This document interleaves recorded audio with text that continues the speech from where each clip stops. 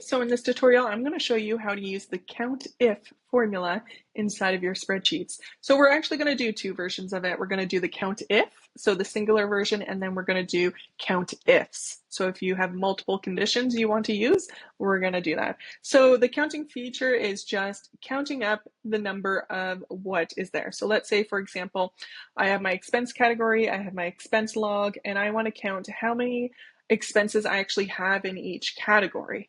So I want to know how many expenses I have in category 5, category 4. So just the number of expenses I want to show.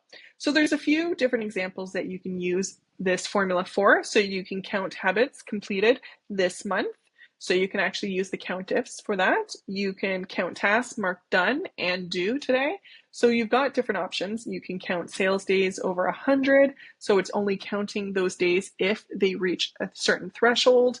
You can count journal entries by category and date. You can count mood check-ins on weekdays. So if you have conditions of what you want to count by, use the COUNTIFs. It's very, very helpful. I love using it. So let's show you over here how to do it. So we, again, like I said, I have our expense log over here. We have our different categories. We have our different expenses. And so what I want to do is count the number of items that matches that category. So I'm going to do equals. I'm going to put in COUNTIF. And then I can either write my left bracket or I could just click on that and it automatically does it for me. Now it's asking me my range. And so I'm going to select a range of cells that actually has those categories in them specifically. If you're doing it maybe for the date, you would select the dates. If you're selecting it for a certain amount, if you want it to show over 100, you would select where that amount is. But because I'm doing it for the categories, I'm going to select the entire range. But what I'm going to do is I'm going to keep it open by not having an end row. I'm just going to do my very first cell, which is K7, which is over here. And then I'm going to put my colon and then K without an end row to keep it open. So that's my range. And then I'm going to put a comma and it's going to ask my criterion. So I can either select the cell that has my word in it that I want it to search for. So I want to say, hey, if it's category 1, I want you to count it up. So I could just literally select this cell and hit or put in the right bracket and then hit enter and it'll automatically calculate them. So I've only got 3 of them, but as I choose, let's say I can choose this one as category 1, it automatically updates. Now I could do that based off of a cell reference, or if I want to put in the actual text name itself, I just need to make sure I put it in quotation marks. So I put in quotation mark, category, space 1. So make sure it looks make sure it is written in the exact same way you have it wherever you're searching for it. So if I put category 1 with no space in between it, it won't find anything because my category has a space in between the category name and the 1. So just make sure it looks exactly the same as how it's written over here. And then you got to put your end quotation mark, and then we have our end bracket and hit return. So it works either way, whether you want to type out the actual name or if you want to reference the name with the cell in it.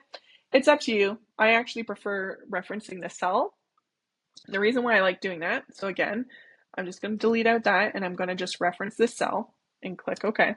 Because if I change this name, so let's say if I put this as transportation, then it will, if I change any of the things here that say transportation instead of category, it automatically updates it. It updates the formula versus having to come back in here and then rewrite transportation. So it's depending on how your spreadsheet's set up, it's not set up the way that I would like it to be. Let me just quickly show you. I could take my categories for my dropdown, and instead of using just a regular dropdown, I can do it from a range. So if I do it from this range right here and click OK, so it's pulling exactly from these ones, and I can click done, apply to all, just close that out. So if I change this to transportation, it automatically counts it. But if I had it as the name as category 1, let me just put my quotation mark, and there you go. So if I had this as category 1, but this one was literally written as category 1, it would still count my category 1s that are in here. That's fine. But let's say I decided to change the name of it and go transportation. So this one's transportation, and let me just go change out my category ones to match that. You can see, even though I've changed this name and I've changed it here, it's not counting them because this one is stuck on category 1. But if I reference this cell, it automatically counts them based off of whatever word's in here. So it's a little bit more flexible when you have it set up that way. So it's up to you if you want to set it up that way. But just remember, you can either use a cell reference or just use text, like a name in text, but make sure there's quotation marks. So it depends on how you have your spreadsheet set up. There's a lot of different options. But now what I could do is, because I have the range here in the criterion. So this one, the criterion is based off of the different categories here. What I would need to do to use my magical blue dot and pull this down, I could pull it down right now, but it's not going to be accurate because what happened is I did not lock in my cell range reference. So my K, it went from K7 to K8 to K9. So I don't want that to happen. So I just need to make sure I lock in my range here because my range never changes. It's always this specific area here. So I'm going to lock it in using F4 on my keyboard. So it puts those dollar signs in front and locks it in. But I make sure that this one that's referencing my category, it is flexible. So as I drag this down now, what happens is that my range stays the same, but the criterion changes based off of this. So as you can see, it's now counting up. And if I change category 3, so right now category 3 has 4 of them, but I change it to category 4, let's say, it will automatically subtract it and move it over here. So it makes it very flexible.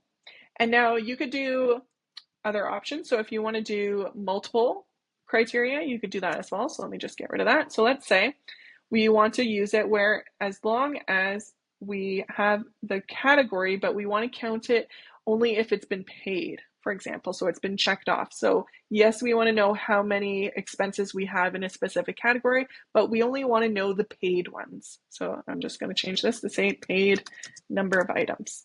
And this is basing it off per category. So I'm going to start in my first cell. I'm going to do equals count if, well, let's just go find it, count if. And then, but I'm going to do count ifs, so plural. And now we've got different criteria ranges we can do. So again, it's asking the first criteria range, which was our category. So I'm going to again select my category and keep it open-ended. So that way, if they add in any extra rows, then it's very flexible. I'm going to lock it in by hitting F4 because that range is never changing. It's always going to stay the same. I'm going to put my comma. It's going to ask my criterion. So this again is my categories. So I'm basing it off the name over here. So I'm just going to select that cell. I'm going to do a comma. And now it's asking me my second criteria range. So now I can actually select the range of cells that has my checkboxes in. So I'm going to select it. I'm going to type in my colon and then just my end. Crap, what am I saying? Not CG. There we go. Column. So this is just choosing the range of cells that has, sorry, let me just get rid of that. That has all of my checkboxes in it, and I'm leaving it open. So then that way, if they add in any extra rows, it will automatically count them in there. But I am going to lock it with my F4. Then I'm going to do a comma. So it's asking, hey, so we've got our range here. What do we want about this range? For it, like what do we need it to match? And I'm going to put true because as long as it's been checked off, it's been paid, then I want it to count it. So I'm going to put in true. Then I'm going to put a right bracket and hit enter. So now it's only going to count up the number of expenses I have that is in the category of transportation and that's been checked off. So you can see I've got one transportation checked off.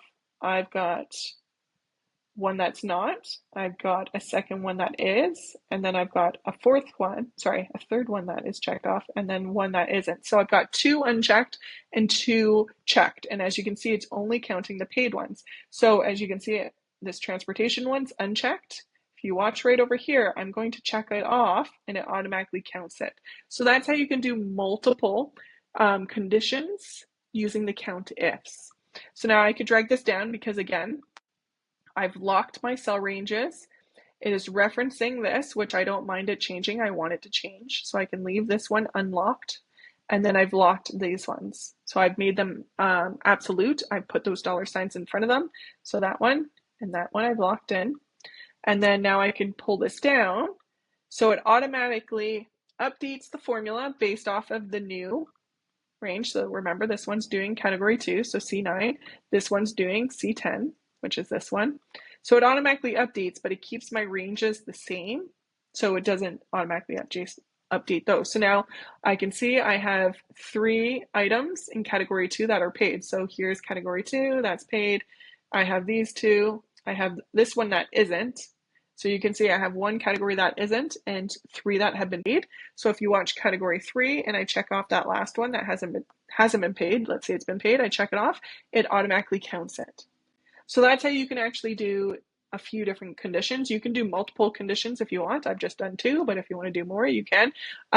It just depends on what information you want to bring up there. So that is how you use the COUNTIFs. It is very, very handy if you want to count to see how many items there are. If you have any questions at all about this, let me know. Hey, if you're brand new to Google Sheets and you want to learn more about it, come check out my free mini course, the Wild Heart Spreadsheet Academy. It's completely free. It will show you the very basics of Google Sheets and up-level your skills. Plus, if you take it, there are tutorials to learn how to create a really cute weekly planner, as well as a free custom GPT to help you figure out your first 5 spreadsheet ideas. So come join us in the free mini course. I'll link it below. Thank you so much. I'll catch you later.